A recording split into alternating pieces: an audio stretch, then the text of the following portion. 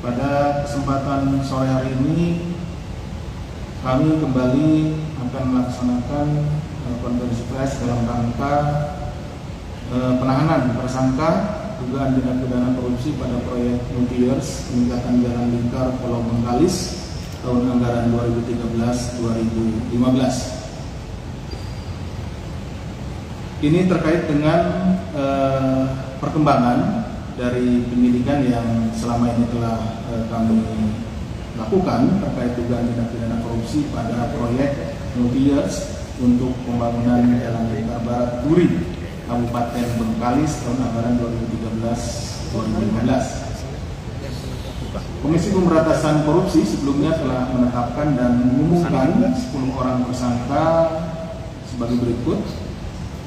Pertama, Saudara MN, Kepala Dinas PU Pemkab Bengkalis, yang juga merangkap sebagai PPK pada Dinas Pekerjaan Umum Kabupaten Bengkalis sebagai tersangka untuk 4 proyek jalan ya.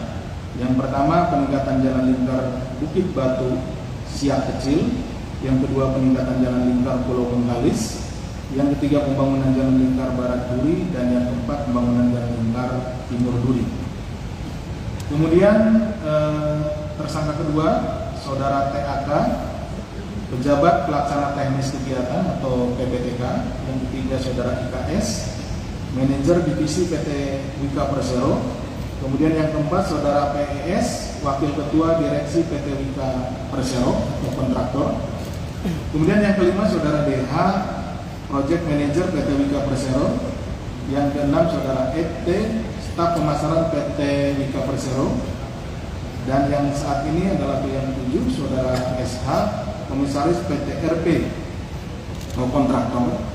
Kemudian yang kedelapan, Saudara MB, direktur PT ANN, kontraktornya juga. Yang ke-9, Saudara AS, komisaris PT ANN, kontraktor juga. Dan yang ke-10 adalah Saudara IS, wakil presiden PT Wasko periode 2013-2015, kontraktor juga. Kemudian menjadi kebutuhan di dalam proses penyidikan, tentunya tim penyidik akan melakukan penahanan terhadap Saudara SH untuk 20 hari pertama mulai tanggal 10 hari ini sampai dengan 29 Mei 2023 di rutan KPK pada gedung SCFC. Adapun konstruksi perkaranya sebagai berikut.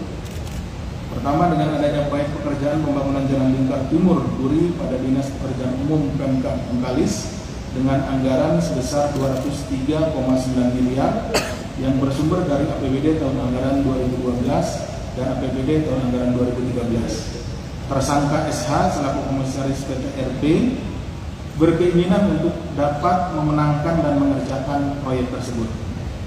Sebelum proses lelang dimulai, tersangka SH menemui HS yang saat itu masih menjabat Bupati Bengkalis agar dapat mengkondisikan proses lelang dan memenangkan perusahaan milik tersangka SH. Menindaklanjuti permintaan tersangka Saudara SH, selanjutnya Saudara HS memerintahkan MM selaku Kepala Dinas PU yang merangkap juga PPK dan Saudara SYF selaku Ketua Pokja agar memenangkan perusahaan milik tersangka Saudara SH. Kemudian dalam rangkaian kegiatannya ada pemberian uang sejumlah 175 juta dari tersangka SH untuk Saudara MN dan Saudara SYF agar turut memperlancar proses pengkondisian jalan tersebut. Setelah perusahaan tersangka SH dimenangkan dalam proyek pekerjaan, diduga saat dilakukan proses evaluasi terkait realisasi progres pekerjaan maupun volume item pekerjaan ditemukan adanya ketidaksesuaian dengan isi kontrak. Jadi item maupun volumenya dari jalan tersebut tidak sesuai dengan isi kontrak. Tersangka SH juga diduga memiliki peran dalam menyetujui pengeluaran sejumlah uang untuk diberikan kepada beberapa pihak, diantaranya kepada PPTK dan staf bagian keuangan Dinas PU, staf bagian keuangan Setda Pemda Bengkalis agar mengurus termin pembayaran dapat dibayarkan tepat waktu padahal progres pekerjaan tidak sesuai. Biasanya untuk pembayaran itu sesuai dengan progres pekerjaan. Di berapa persen progres pekerjaan baru dibayarkan, tapi ini ada upaya-upaya agar termin tetap dibayar, tetapi progres pekerjaan belum sesuai. Kemudian perbuatan tersangka dimaksud melanggar ketentuan diantaranya pasal 18 ayat 1, 18 ayat 6, Perpres 54 tahun 2010 serta perubahannya. Kemudian akibat dari perbuatan tersangka diduga mengakibatkan kerugian keuangan negara sekitar 41,6 miliar dari nilai proyek sebesar 203,9 miliar. Tim penyidik akan terus melakukan pendalaman lanjutan mengenai adanya aliran sejumlah dana ke berbagai pihak.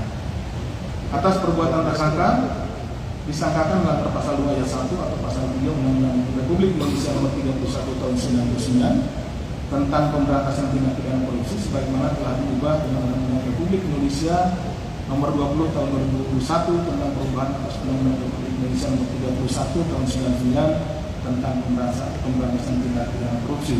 Contoh pasal 55 ayat 1 ke 1 Itu yang bisa kami sampaikan pada